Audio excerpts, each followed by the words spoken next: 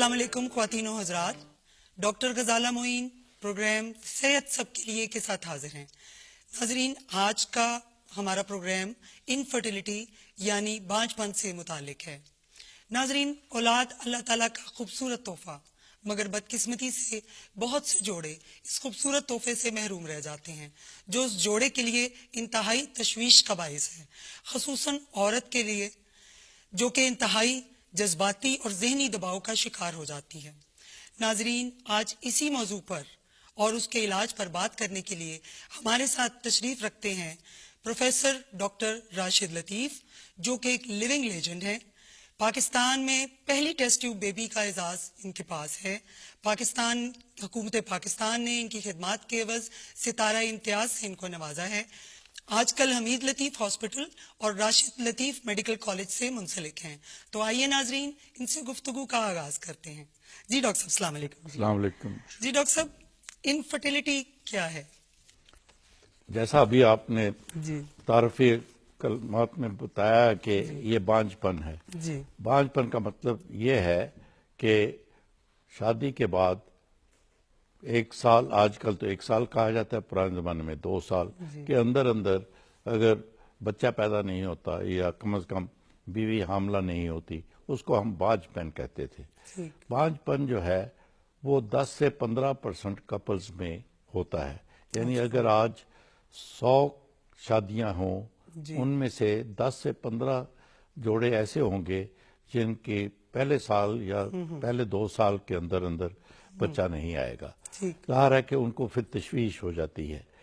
لیکن ہم خوش قسمت ہیں اس لحاظ سے، جیسے زمانے نے اتنی ترقی کی کہ آج کل ٹیلی فون اور سب کچھ اتنی ایزیلی یہ میسر ہے، ایک جگہ سے دوسری جگہ آپ ہوائی جہاز میں بیٹھتے ہیں، راؤنڈ دا ورلڈ ہو آتے ہیں۔ تو اسی طرح یہ جو بانجھ پن سے کہ 100 جوڑے ہوں، ان میں سے آج کل کے مختلف جو علاج میسر ہیں، ان میں سے 90% کا علاج کیا جا سکتا ہے۔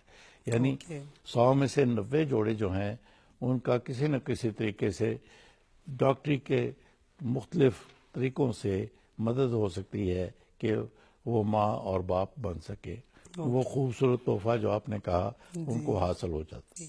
اچھا ڈاکٹر صاحب، آج سے 40-50 سال پہلے اگر ہم چلے جائیں تو بڑی عام سی بات ہوتی تھی ایک عورت کے 5 بچے ہونا۔ اب دیکھا جائے تو وہ فرٹیلیٹی ریٹ کم ہو گیا ہے، یعنی اگر ان ادر ورڈز بانجھ پن میں اضافہ ہوا ہے۔ کیا وجوہات ہیں آپ کے خیال میں اس ساری؟ پہلی بات تو یہ ہے، جو پہلا پارٹ آپ نے کہا کہ 5 بچے ہوتے تھے، وہ پاکستان میں تو ابھی بھی جتنے ہونے چاہیے اس سے کہیں زیادہ ہوتے ہیں، چونکہ آج سے 50 سال پہلے جو پاکستان کی آبادی تھی، اس کے لیے یہاں کے ذرائع جو تھے، چاہے گندم، چاہے چاول، چاہے کھانا پینا اور بجلی، پانی، سفر، وہ وہاں کافی تھا، وہ ہر ایک کے پاس میسر تھا۔ 50 سال میں آبادی ہماری 2 سے 3 گنا ہو گئی ہے، اس لیے ہمارے ذرائع جو ہیں، قدرتی ذرائع، وہ پیچھے رہ گئے۔ اور ساری دنیا میں دیکھا جائے یا اپنے ریجن میں دیکھا جائے، ہم 50 سال پہلے ہندوستان، نیپال، بنگلہ دیش ان سب سے بہتر تھے آبادی کی گروتھ کے حساب سے، لیکن اب وہ سب بہتر ہو گئے ہیں، ہم سب سے پیچھے رہ گئے ہیں۔ اس کی وجہ یہ ہے کہ فیملی پلاننگ یا خاندانی منصوبہ بندی کسی بھی حکومت نے اس کو پرائرٹی نہ سمجھا، اور جیسا آپ نے کہا پہلے 5 بچے ہوتے تھے، اب 3 بھی ہوتے ہیں تو 2 کے 3 تو ہو گئے نا۔ بالکل۔ تو اس لیے 3 بھی نہیں ہونے چاہیے، بلکہ 2 کے 2 ہی ہوں تو آبادی ایک لیول پہ آ کے رک جائے گی، اور اس لیے وہ 5 بچے ہونا کوئی اچھی بات نہیں تھی۔ جب ہم نے یہ ٹیسٹ ٹیوب بیبی پروگرام شروع کیا، میرے بہت سارے دوست کہیں کہ یار پاکستان کی آبادی اتنی بڑھ رہی ہے، تو بیچ میں اور بڑھانے لگا ہے، تو بیچ میں اور بڑھانے لگا ہے۔ یہ بیچ میں اور بڑھانا جو ہے کس طرح ان جوڑوں کے لیے جس کا آپ نے ذکر کیا، وہ جذباتی طور پر، معاشی طور پر، اور وہ بڑے ڈپریس ہوتے ہیں، ان کی ہم مدد کر رہے ہیں۔ سو ان کی ضرورت میں تو ضرور یہ ہے کہ بچے 1 یا 2 ضرور پیدا ہوں، لیکن دوسری طرف یہ بچے کم ہی پیدا ہوں تو اچھی بات. اچھا ڈاکٹر صاحب، مرد اور عورت میں یہ بانجھ پن کس حد تک کنٹرول کیا جا سکتا ہے؟ پہلی بات تو یہ ہے کہ کنٹرول اس طرح سے نہیں ہے کہ ہم شادی سے پہلے ہی کوئی دوائی دے دیں یا کوئی ضرورت نہیں ہے، ایسا کوئی ضرورت نہیں. ٹھیک. دوسری بات، اگر 100 جوڑے دیکھے جائیں ان میں سے 50 میں وجہ مرد میں ہوگی، 50 میں وجہ عورت میں ہوگی. تو یہ بڑا ضروری ہے. عام طور پر جیسا دیکھا گیا معاشرے میں، اگر پریگننسی نہیں ہوتی، سب ساس ہو، سسر ہو، ایون ماں باپ جو ہیں وہ لڑکی کی طرف دیکھتے ہیں کہ اس میں جیسے خرابی ہو. مرد تو کئی دفعہ ٹیسٹ کروانے کے لیے بھی اپنا ہیزیٹیٹ اس کر سے رہے بھی ہوتے بھاگتا ہیں. ہے، اس سے بھی بھاگتا ہے. حالانکہ مرد کا ٹیسٹ جو ہے ایگو کا مسئلہ بن جاتا ہے. وہ جی آسان ترین ٹیسٹ ہے. اس میں کوئی پیسہ خرچ نہیں ہوتا، کوئی تکلیف دہ نہیں ہے، کوئی وقت خرچ نہیں ہوتا. تو سب سے پہلے اگر یہ مسئلہ ہو تو مرد کا ہی ٹیسٹ کرنا چاہیے، کیونکہ اس کی 50% ذمہ داری ہے اس میں، اور 50% میں اس میں ہی کوئی نہ کوئی نقص نکلتا ہے. تو اس لیے اگر مسئلہ ہو تو سب سے پہلے خاوند کا ٹیسٹ کیا جائے، اور وہ آسان ترین ٹیسٹ ہے. اس کے بعد بیوی جو ہے اس کے پہلے سال میں تو کوئی ٹیسٹ نہیں ہونے چاہیے، خام خواہ ٹیسٹ بھی نہیں ہونے چاہیے. لیکن اگر سال گزر گیا ہے، پریگننسی نہیں ہوئی، تو اس کے 2 ٹیسٹ چاہیے بیوی کے، زیادہ نہیں. اور ایک ہے کہ اس میں انڈا بنتا ہے کہ نہیں بنتا، دوسرے اس کی ٹیوبیں کھلی ہیں کہ نہیں کھلی. بس یہ 2 مین چیزیں ہیں جو 2 مین چیزیں. تو یہ میں بڑا آپ کے ذریعے عام عوام تک یہ پہنچانا چاہوں گا، بجائے اس کے کہ بغیر ٹیسٹوں کے ہی گولیاں، ٹیکے، دوائیاں، علاج شروع کر دیں. نہ کریں، کیونکہ ہو سکتا ہے وہ علاج جو ہے اس میں ہزاروں روپیہ وہ خرچ کر دیں اور وہ صحیح نہیں ہے. صحیح نہیں ہے، کیونکہ بغیر ٹیسٹوں کے کیا جاتا ہے. تو سب سے پہلے بیوی کو ہی یہ گولی دے دو، یہ ٹیکہ دے دو. اس کو تو ہو سکتا ہے 50% چانس ہے ضرورت ہی نہ ہو، ضرورت تو اس کے خاوند کو ہو. تو اس لیے یہ میرا پہلا پیغام ہے آپ کے ذریعے کہ اگر کسی کے گھر میں بچہ نہیں ہے تو پہلے انٹ شنٹ دوائیاں نہ لیں. نمبر 2، پراپر ٹیسٹ کروائیں. ٹیسٹ جو ہے میکسیمم 3 ہیں، اور 3 پہ جو عام ہسپتال میں خرچہ ہے وہ 4-5 ہزار سے زیادہ نہیں ہے، اور وہ ہر کوئی افورڈ بھی کر سکتا ہے. اگر بغیر ٹیسٹوں کے دوائی لیں گے وہ ہو سکتا ہے 5,000 کی بجائے 10,000 کی دوائیاں کھا لیں اور وہ ضائع چلے جائیں. بالکل ٹھیک.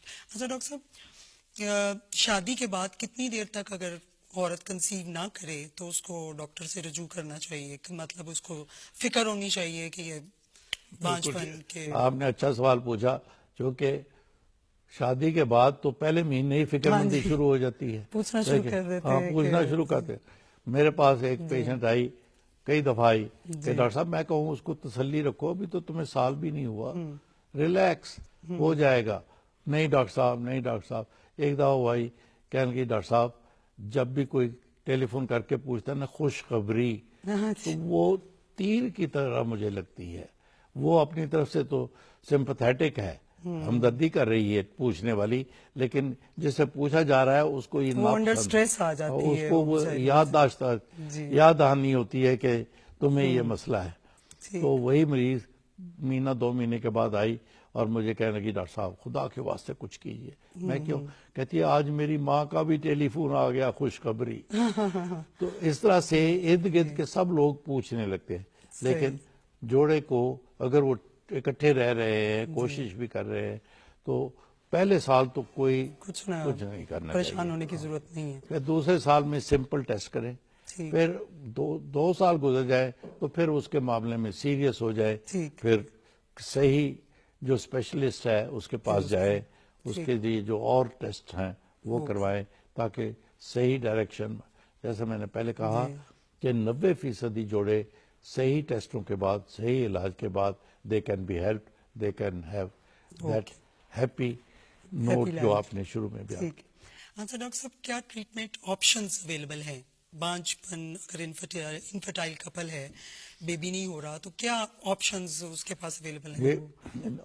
آپشن تو بڑی سمپل ہے، اور ہسبینڈ میں کوئی فرق ہے تو وہ کافی حد تک most of the husbands can be helped, لیکن ڈپینڈس کہ کیا فرق ہے.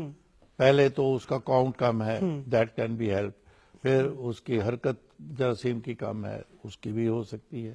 گنتی کے علاوہ یہ کہ جراثیم جو ہے وہ گولیوں سے باہر نہیں آتے، اس کا بھی علاج ہے. سو بہت سارے علاج میسر ہیں مرد کے لیے. لیکن عام بغیر پراپر انویسٹیگیشن کے مرد نہ تو ٹیکے لگوائیں جو کہ عام لگوائے پھرتے ہیں، نہ ہی گولیاں کھائیں، پہلے ٹیسٹ کریں. آگے بیوی کی طرف، تو بیوی کے لیے اگر انڈا نہیں بنتا، آج کل تو انڈا بنانے کی اتنی اچھی اچھی دوائیاں آ گئی ہیں، تو تقریباً ہر ایک کا انڈا بنایا جا سکتا ہے، گولی سے نہیں تو ٹیکوں سے. اگر ٹیوب بلاکڈ ہے، ان کا علاج ہے ٹیسٹ ٹیوب بیبی. تو یہ بھی امپورٹنٹ بات ہے. میں نے کہا صرف جن کی ٹیوبز بلاکڈ ہیں، میں نے ہسبینڈ کے نہیں کہا، میں نے انڈے والے سے نہیں کہا، میں نے کہا ہے صرف وہ. تو ہر ایک کا علاج ٹیسٹ ٹیوب بیبی نہیں ہے، کچھ کا علاج ہے. اور جب ہم نے آئی وی ایف یا ٹیسٹ ٹیوب بیبی شروع کیا تھا، ساری دنیا میں سکسیس ریٹ صرف 10% تھا. پھر آہستہ آہستہ آہستہ پچھلے 20-25 سال میں اب وہ 50% تک پہنچ گیا ہے. سو 50% جوڑوں کی ٹیسٹ ٹیوب بیبی سے بھی مدد ہو سکتی ہے. یہاں ڈاکٹر صاحب میں آپ کو بات کاٹ رہی ہوں، سوری. آئی وی ایف کا آپ نے ذکر کیا. آئی وی ایف ناظرین کے لیے ذرا آسان لفظوں میں بتائیں جو ہمارے نہیں جانتے کہ what is I V F. تھوڑا سا جیسا میں نے ابھی کہا کہ آئی وی ایف یا ٹیسٹ ٹیوب بیبی علاج ہے جن کی ٹیوبز بند ہوں عورتوں. نارملی یہ ہوتا ہے انڈا جو ہے عورت میں وہ انڈا دانی میں بنتا ہے، اور وہاں سے انڈا دانی سے نکل کے وہ ٹیوب ہے بہت ہی باریک، جیسے آپ کا بال جتنا باریک ہے اتنا سا وہ باریک راستہ ہے، اس میں سے گزر کے انڈا یوٹرس کے اندر پہنچتا ہے، جہاں پہ بچہ پھر 9 مہینے بڑا ہوتا ہے. یہ ہے راستہ اس انڈے کا. جن میں یہ راستہ بند ہو وہ انڈے دانی سے نکل کے یوٹرس تک بچے دانی تک پہنچ نہیں سکتا.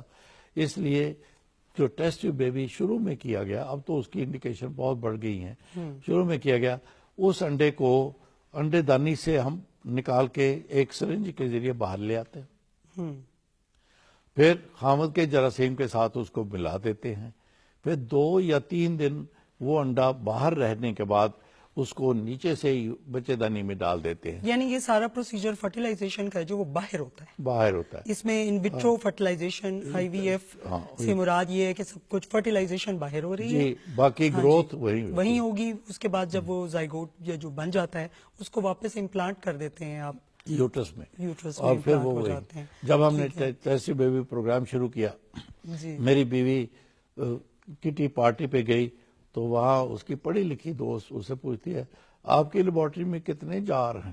انہوں نے کہا کیا مطلب جار کا کیا مطلب کہ بچہ آخر جار میں بڑا ہوتا ہوگا. تو یہ جار میں بڑا نہیں ہوتا، وہی تو یہ تو صرف 2 یا 3 دن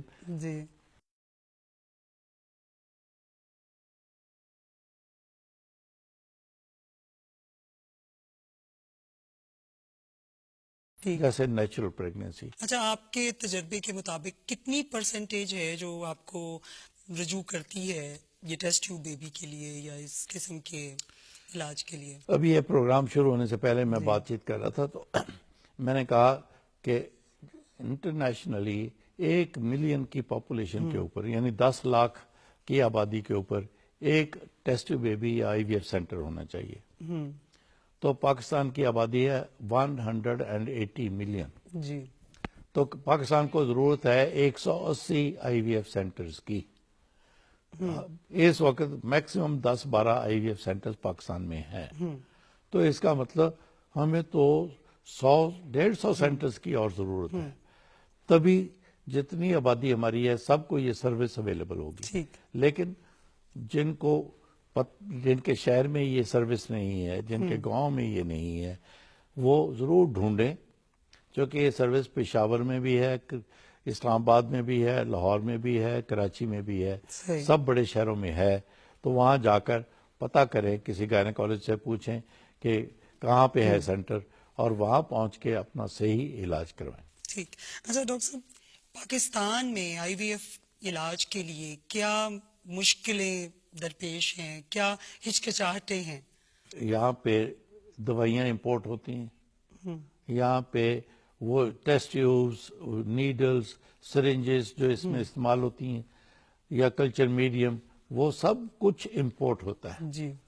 اور چونکہ اس کی کنزمپشن انٹرنیشنلی لمیٹڈ ہے، کروڑوں میں نہیں ہے، لاکھوں میں ہے، اس لیے اس کی کاسٹ بڑی ہائی ہے. تو that's what it makes expensive in our country. پھر بھی میں کہوں گا ہمارے سینٹر میں جب ہم نے آئی وی ایف پروگرام شروع کیا تھا، میں نے یہ کہا، میں کہ یار اگر ہم یہ کہے اتنے پیسے لاؤ تو آپ کا علاج ہوگا، یہ اچھی ڈاکٹری نہیں ہے. Let's do something about it, اس کے مطلب کچھ کیا جائے. تو ہم نے ایز اے گروپ فیصلہ کیا ہم ہر 10واں کیس مفت کریں گے، تاکہ ایک غریب آدمی کے لیے بھی یہ امید ہو کہ اس کا ٹیسٹ میں بھی علاج ہو سکتا ہے. وہ ہم نے کافی دیر کیا، لیکن اس سے ویٹنگ لسٹ اتنی لمبی ہو گئی، سالوں میں چلی گئی. تو اب ہم نے یہ کیا ہوا ہے ہمارے سینٹر میں کہ مفت نہیں ہم کرتے، لیکن وہی 3.5 لاکھ والا علاج ہم 1 لاکھ میں بھی کرتے ہیں. ٹھیک.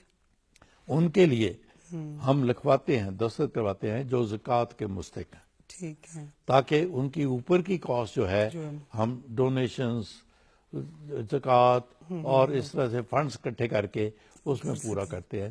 چونکہ 1 لاکھ میں تو ٹیکے بھی پورے نہیں ہوتے، لیکن سبسیڈائز کرتے ہیں. ٹھیک ہے. اچھا ڈاکٹر صاحب، ایتھیکل اور سوشل ایشوز کیا آ جاتے ہیں، فیکٹرز جو اس پہ اثر انداز ہوتے ہیں اسلامک پوائنٹ آف ویو سے؟ اگر پڑھے لکھے والی بات کریں تو کچھ بھی نہیں ہونا چاہیے.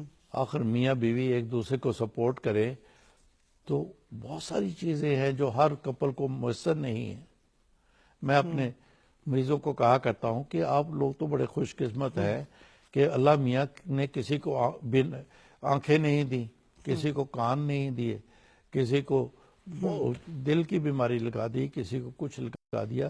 یہ ساری باتیں جان لیوا ہیں اور سوشلی بڑی انکمفرٹیبل ہے. آپ تو ٹھیک ٹھاک ہو جی. تو اس لیے تو آپ اللہ تعالیٰ کا بلکہ شکریہ ادا کرو کہ آپ کو سب کچھ دیا ہے اس نے. ایک نہیں دیا تو یہ اولاد کے جو تحفہ ہے یہ نہیں دیا، اس کو قبول کیجیے، اس کو قبول کیجیے. لیکن میرے لیے کہنا ڈاکٹر کے طور پر آسان، مریض کے لیے جس کی ساس بھی صبح شام پوچھتی ہے، جس کے سارے فیملی ممبرز، خامد بھی اگریسو ہو جاتا ہے، تھریٹ کرنے لگتا ہے کہ میں دوسری شادی کر لوں گا، میں ڈیورس کر دوں گا.